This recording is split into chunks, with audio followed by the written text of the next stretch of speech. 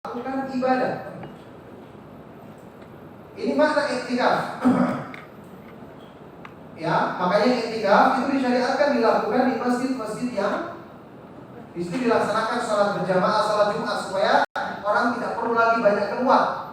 Misalnya mencari masjid lain karena tidak ada sholat Jumat di masjid tersebut atau tidak ada sholat berjamaah. Misalnya, maka ini tujuannya disyariatkan yang iktikaf. Sedangkan maksud utamanya seperti penjelasan Imam Ibnu Qayyim, maksuduhu wa ruhuhu, maksud dan ruh jiwanya iktikaf itu apa?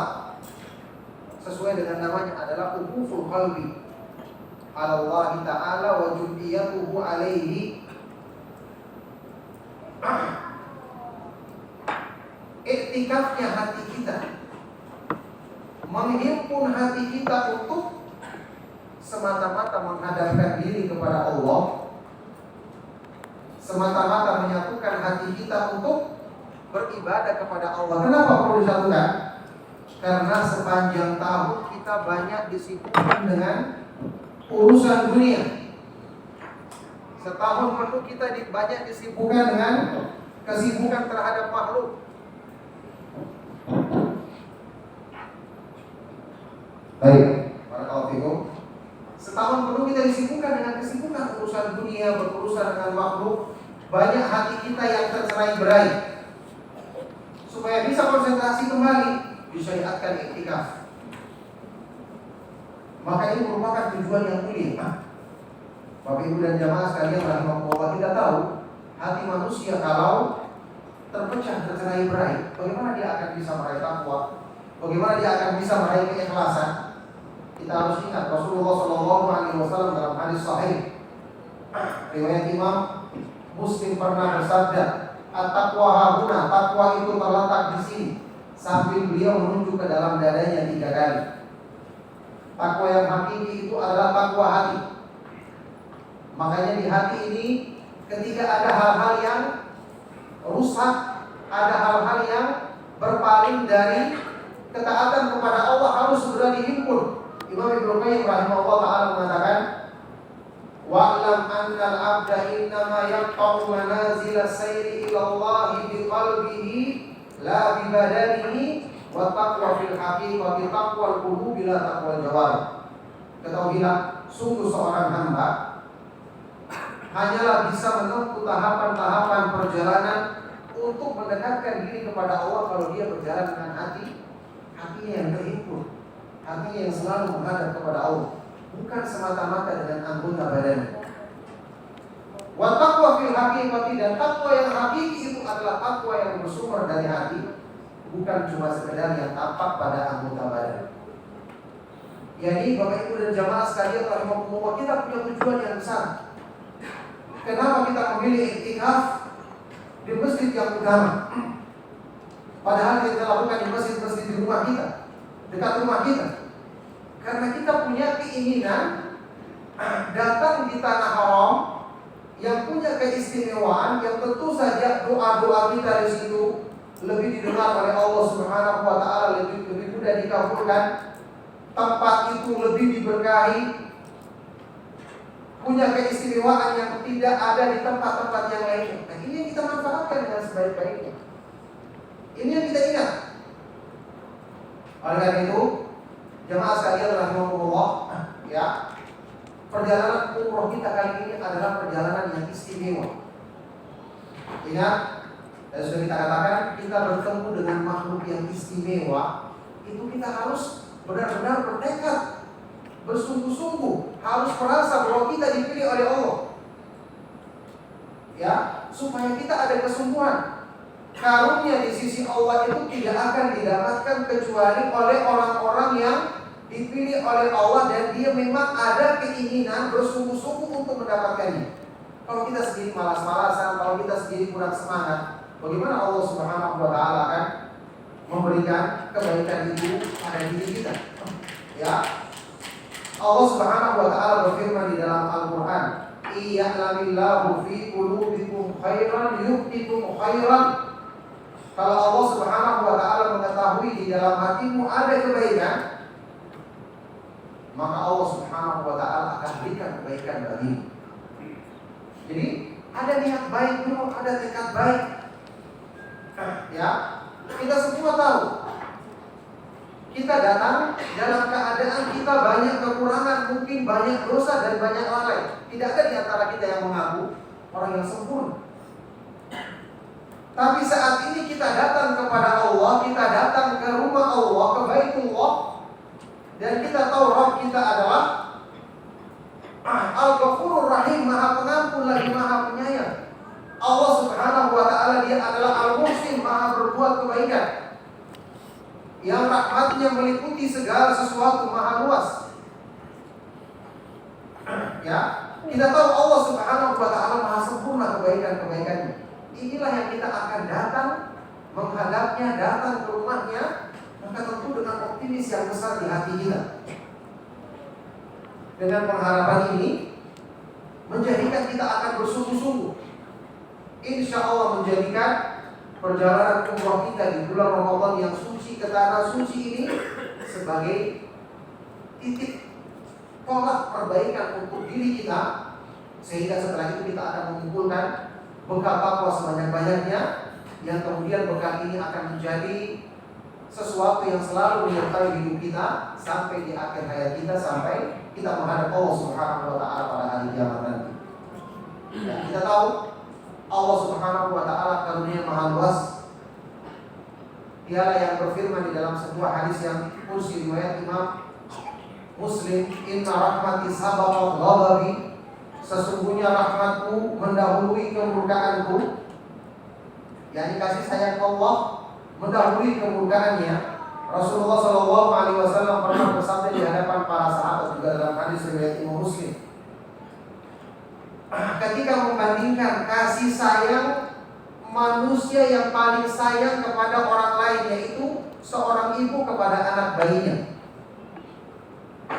Rasulullah SAW dalam hadis ini bersabda, "Lallahu arham bi ibadihi min hadhihi bi waladiha." Sungguh Allah Subhanahu wa taala lebih sayang kepada hamba-hambanya dibandingkan sayangnya ibu ini kepada anak bayinya. Bayangkan, itulah rahmat Allah Subhanahu wa taala. Kepada siapa ditujukan rahmat ini kalau bukan kepada orang-orang yang beriman, yang datang merendahkan diri, mengakui kesalahannya, yang datang ingin meraih karunia-Nya, meraih keberkahan dan rahmat-Nya, yang datang ke tanah suci apalagi memilih waktu di bulan Ramadan untuk mendapatkan keutamaannya. Tentu kepada orang-orang seperti ini yang akan mendapatkan bagian rahmat dan keberkahan dari Allah Subhanahu wa taala tersebut. Oleh karena itu, Bapak Ibu dan jemaah sekalian rahimakumullah, kita meniatkan dengan sungguh-sungguh perjalanan umrah kita ini adalah sebagai bekal untuk kita meraih takwa. Kan kita tahu sendiri, Ramadan sendiri ibadah puasa disyariatkan agar membentuk pribadi yang bertakwa, ya. Ya ayyuhalladzina amanu kutiba alaikumus syiyamu kama kutiba alal ladzina min qablikum la'allakum tattaqun. Wahai orang-orang yang beriman, diwajibkan bagi kamu berpuasa sebagaimana diwajibkan bagi orang-orang sebelummu agar kamu menjadi orang yang bertakwa. Perjalanan menuju ke tanah suci, Allah Subhanahu wa taala sebutkan sewaktu menjelaskan tentang perjalanan haji, membawa bekal. Allah berfirman, "Wa tazawwadu fa inna khairaz zadi at-taqwa." Berbekallah kamu ketika melakukan perjalanan ke tanah suci, umrah atau haji. Sesungguhnya sebaik-baik bekal adalah takwa. Jadi perjalanan haji itu mengumpulkan bekal takwa. Perjalanan umrah juga seperti itu, meskipun tentu haji lebih tinggi, kita ketahui. Ya, ini perjalanannya sendiri merupakan sebab untuk meraih takwa. Di bulan Ramadan lagi yang disyariatkan untuk membentuk pribadi yang bertakwa. Masya Allah, apa kurangnya kebaikan seperti ini? Ya, benar-benar Allah Subhanahu wa taala mengumpulkan secara sempurna. Insya Allah dalam perjalanan kita ini, kalau kita niatkan dengan sebaik-baiknya, kalau kita memang menguatkan tekad dalam hati kita dengan selalu tentu saja meminta pertolongan kepada Allah Subhanahu wa taala. Oleh karena itu, Bapak Ibu jemaah sekalian rahimakumullah, inilah iktikaf. Ruhnya seperti itu, maksudnya apalagi iktikaf yang dilakukan insya Allah nanti di Masjidil Haram. Ya, kita beriktikaf disyariatkan dan yang paling utama adalah 10 hari terakhir di bulan Ramadan. Rasulullah SAW melakukannya, bahkan istri-istri beliau juga melakukannya sampai sepeninggal Nabi SAW. Istri-istri Nabi SAW radhiyallahu ta'ala anhunna tetap melakukannya. Para sahabat juga melakukannya. Ketika kita beriktikaf, kita ketahui peluang kita untuk mendapatkan malam Lailatul Qadar lebih besar. Ya, karena menurut pendapat yang terkuat berdasarkan hadis-hadis yang sahih, Lailatul Qadar adalah kemungkinan besar terjadinya di 10 hari terakhir bulan Ramadan. Karena Rasulullah SAW dalam hadis yang diriwayatkan oleh Aisyah radhiyallahu ta'ala anha, diriwayatkan oleh Imam Bukhari dan Muslim, Rasulullah SAW bersabda tentang Lailatul Qadar, iltamisuha fil ashril awakhir min Ramadan. Carilah malam Lailatul Qadar itu di 10 hari terakhir di bulan Ramadan. Dalam riwayat lain ada fil witri, di malam-malam ganjil di 10 hari terakhir di bulan Ramadan. Maka subhanallah, bagi orang yang berkesempatan untuk melakukan iktikaf di waktu itu, berarti dia dalam suasana ibadah. Ya, dalam keadaan beribadah. Apalagi kalau dia mengisi malam-malamnya dengan melaksanakan sholat malam, sholat tarawih secara berjamaah. Kita tahu Nabi SAW di waktu-waktu yang diharapkan Lailatul Qadar itu sampai membangunkan keluarganya, membangunkan istri beliau untuk ikut melaksanakan sholat. Karena ini kesempatan yang belum tentu kita dapatkan di waktu-waktu berikutnya. Apalagi dalam suasana seperti yang tadi kita jelaskan, kita lakukan di bulan Ramadan. Kebaikan ini kita lakukan di Masjidil Haram. Rasulullah SAW membangunkan keluarganya. Ya, secara umum saja kita tahu melaksanakan sholat berjamaah ketika sholat tarawih itu keutamaannya disebutkan di dalam hadis yang sahih seperti orang yang melaksanakan sholat semalam suntuk, semalam penuh. Rasulullah SAW dalam hadis sahih riwayat Imam Ahmad dinyatakan sahih oleh para ulama, fa innahu man qama ma'al imami hatta yansharif usiba lahu qiyamul lailah. Barang siapa yang melaksanakan sholat tarawih bersama imam sampai selesai, maka dituliskan baginya seperti sholat semalam suntuk, semalam penuh. Yani untuk Masjidil Haram dan Masjid Nabawi yang kita ketahui di 10 hari terakhir melakukan sholat 2 kali. Ada yang di awal malam, kemudian ada yang di akhir malam. Ya, ini diperbolehkan karena ini satu rangkaian. Yang tidak boleh itu kalau sholat di awal malam sudah ditutup dengan witir, imam tersendiri. Nanti di akhir malam pakai witir lagi, ini yang tidak boleh. Berarti ini terpisah sholatnya. Kalau seperti yang dilakukan di 2 masjid yang suci ini kan, sholat yang pertama hanya sholat malam saja sekian rakaat, nanti disambung lagi di akhir malam. Ini diperbolehkan oleh para ulama karena ini satu rangkaian. Meskipun nanti ada perbedaan pendapat mana yang lebih utama kita melaksanakan sholat tarawih itu di awal malam atau di akhir malam. Seandainya kita memilih satu saja sholat, tentu yang lebih utama menurut pendapat yang terkuat ya, saya yakini adalah melaksanakannya di akhir malam. Seandainya kita bisa berjamaah, itu lebih utama. Tapi kalau di akhir malam terpisah-pisah, lebih utama di awal malam yang berjamaah. Karena tadi keutamaan berjamaah seperti sholat semalam penuh. Ya, tapi kalau memilih antara awal dan akhir, maka kalau seandainya cuma sekali saja, kita pilih yang terakhir. Ya, cuma kalau di 2 masjid, ya karena berangkai kita laksanakan di awal, kita istirahat, kemudian kita laksanakan di akhir. Itu yang dinasihatkan oleh para ulama kita. Adapun tentang sholat yang lebih utama di akhir malam, itu karena ada hadis riwayat Imam Muslim dari Jabir bin Abdullah radhiyallahu ta'ala anhu, Rasulullah SAW ketika menjelaskan tentang sholat malam, fa inna sholata akhiral laili mashhudatun wa dzalika afdal. Sesungguhnya sholat di akhir malam itu dipersaksikan. Ya, dipersaksikan dan itu lebih utama kata Rasulullah SAW di dalam hadis yang sah. Yang jelas, Bapak Ibu dan jemaah sekalian rahimahullah, ya, di 10 hari terakhir bulan Ramadan kita bisa melakukan banyak kebaikan-kebaikan, banyak keutamaan-keutamaan. Ya, selama kita berada di Masjidil Haram, di samping kita melaksanakan sholat berjamaah 5 waktu, kita perbanyak mengamalkannya. Apalagi kita lihat iktikaf, berarti kita harusnya lebih sering berada di masjid. Ada keutamaan juga yang sangat besar ketika berada di sana, yaitu memperbanyak tawaf sunnah. Kita lakukan 7 kali putaran. Tentu setelah kita selesai umroh, ya, setelah kita lakukan umroh dengan rangkaian tawafnya, sa'inya, dan seterusnya, kita laksanakan tawaf sunnah 7 kali. Kita salat lagi 2 rakaat.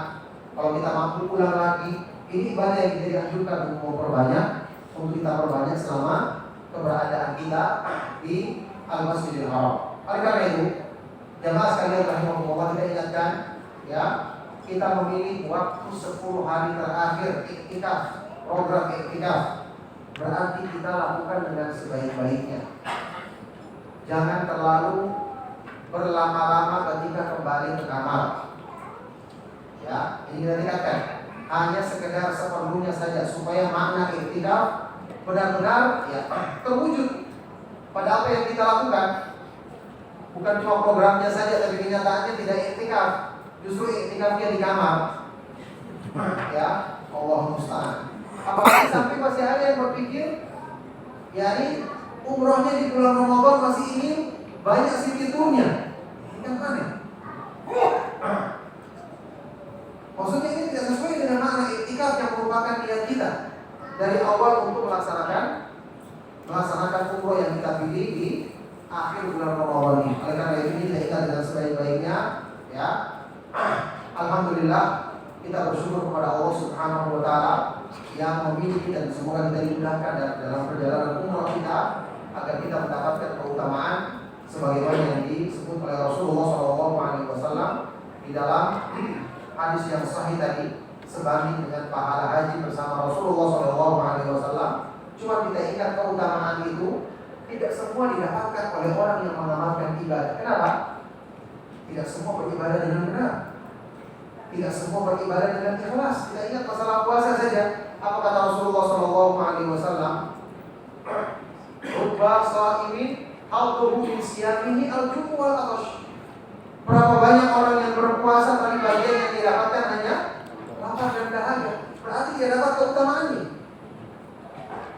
Demikian pula sholat seperti itu termasuk haji dan umroh.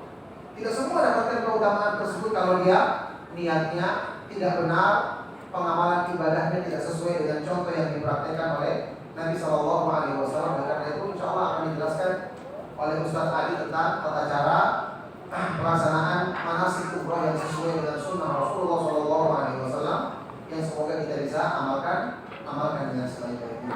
Maka ini yang ingin saya ingatkan sebagai nasihat. Mudah-mudahan kita bisa mengambil manfaatnya tentang bagaimana kesempatan untuk kita bisa melaksanakan iktikaf di bulan Ramadan yang ini merupakan kesempatan yang sangat berharga untuk kita mengusahakan sebab-sebab keridhaan Allah Subhanahu wa taala bagi kita, apalagi kita memilih di waktu yang sangat tepat ini berada di tanah haram di bulan Ramadan, bahkan di akhir bulan Ramadan, di 10 hari terakhir bulan Ramadan, yang semoga Allah Subhanahu wa taala berikan taufik bagi kita semua untuk mendapatkan kemuliaan di malam Lailatul Qadar, untuk bisa mengamalkan iktikaf dengan sebenar-benarnya, bisa mendapatkan keutamaan umroh di bulan Ramadan dan keberkahan-keberkahan yang lain yang Allah Subhanahu wa taala jadikan di bulan ini dan di tanah suci dengan taufik dan karunia. Barakallahu fikum. Demikianlah nasihat singkat yang bisa kami sampaikan untuk dilanjutkan oleh Ustaz kita, Ustaz Ali Hafizahullah taala. Sallallahu alaihi wasallam wa baraka ala nabiyina Muhammadin wa ala alihi wa ashabihi wa man tabi'ahum bi ihsan ila yaumiddin. Walhamdulillahirabbil alamin.